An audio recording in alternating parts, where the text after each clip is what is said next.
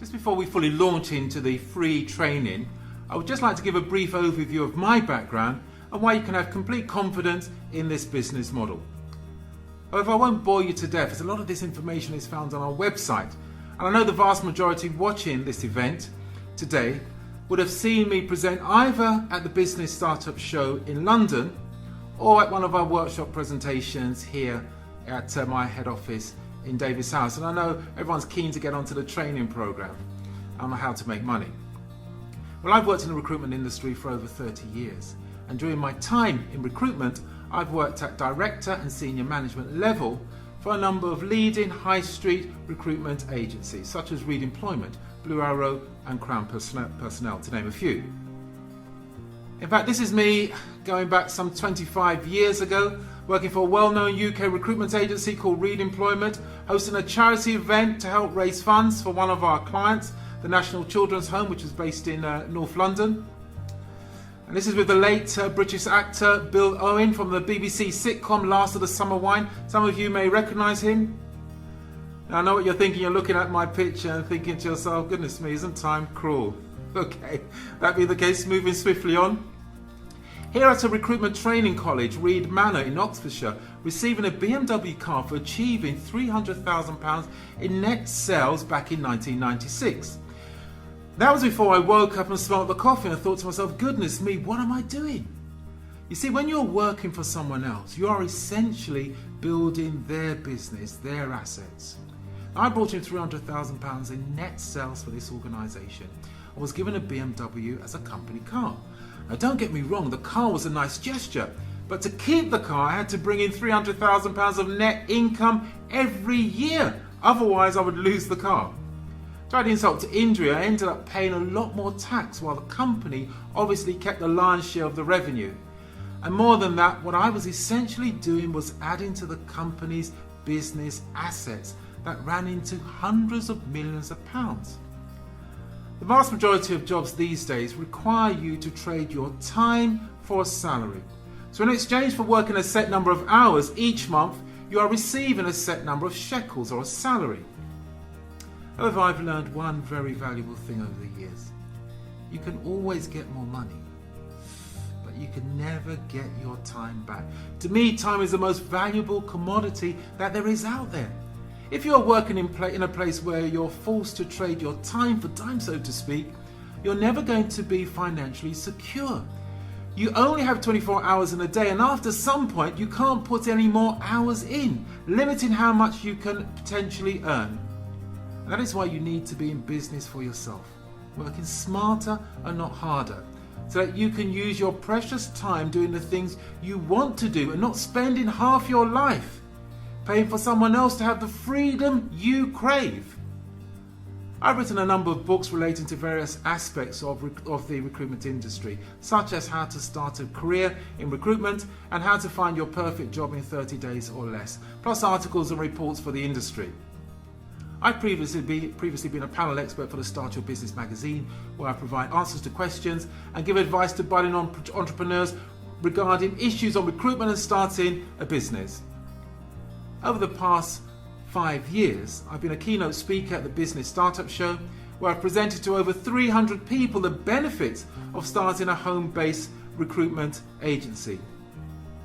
I'm a fellow member of the Recruitment Employment Confederation, the highest membership for the organisation which effectively acts as the governing body for the recruitment industry.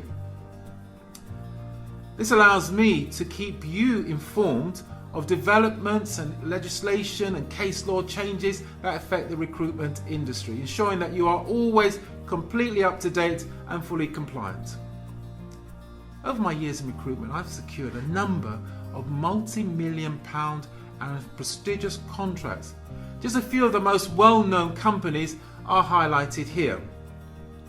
In fact, one of the most notable contracts that I secured was to supply temporary staff to the royal household, no less. I would just like to relate a very brief personal experience, if I may, which highlights how fascinatingly interesting this business can be. On one occasion, the recruitment branch I was managing won a contract to supply staff to to St James's Palace to open up letters of condolences when Princess Diana was sadly killed in a car crash back in 1997. What's quite interesting about this contract is that mail was first delivered to the Court Post Office at Buckingham Palace. Now, bearing in mind that the Queen reportedly receives around 400 letters per day, with the added letters and cards of condolences, there were literally thousands of letters and cards arriving daily. Now, Buckingham Palace does not use the traditional Royal Mail postal vans. When a post arrives, they have horse-drawn carriages take the post from Buckingham Palace to Kensington and then on to St James's Palace, which, as you can imagine, because of the sheer volume of sacks of post being delivered in a relatively small carriage, it took an age for temps to sort through all the letters and cards that were arriving, so much so that in the end they had to draft in cadets from a local army barracks to help get on top of things. But one Friday I had to get the timesheet signed off for the temps that was working at St James's Palace so that they could be paid. But there was no one available to sign. So in my infinite wisdom, I thought I would just go in search around the palace to find someone to sign off the timesheets. I know it had nothing to do with me wanting to have a nose around to see how the other half lived. No, that's not the case. Bearing in mind, St James's Palace is not open to the public for tours unless you have been invited in as a guest, and it is still occupied by members of the royal family. Going in search of someone to get a signature for timesheet wasn't a very good idea.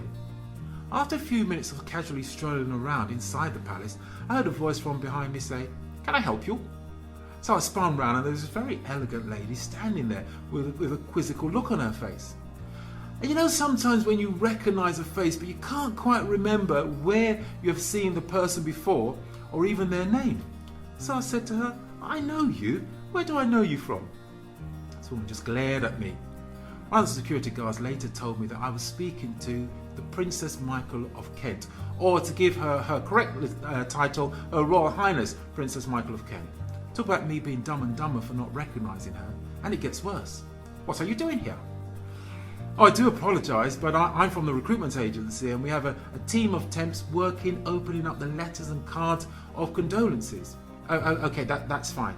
So I thought, phew, she's not going to have me send for the palace guards and get me turfed out, or worse still, arrested for trespassing. Then she asked, "How's it going? How's it going?" Now, it was on the tip of my tongue to say that there is light at the end of the tunnel. But under the tragic circumstances, this would have definitely not have been a good response.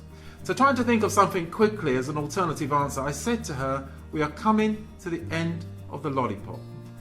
"Lollipop? Lollipop?" she replied. Why are they eating lollipops? They're going to ruin the cards." So to my shame, I replied, "I'm not too sure why, but I better go and sort them out." Not one of my better days, but certainly memorable for all the wrong reasons. Sorry, I digress. Last but not least, as previously stated, with this experience and expertise to date, my company has helped hundreds of ordinary people from all walks of life, without any recruitment background or business experience whatsoever, learn how to gain real financial freedom. And with our support, a number of these new startups are quietly making a 6- and 7-figure incomes from their recruitment agency, literally starting from scratch. And shortly I'm going to show you how you can have the same results too. When starting a recruitment business, one of the first things you need to do is to choose a suitable name for your agency. This will be covered in your next video presentation.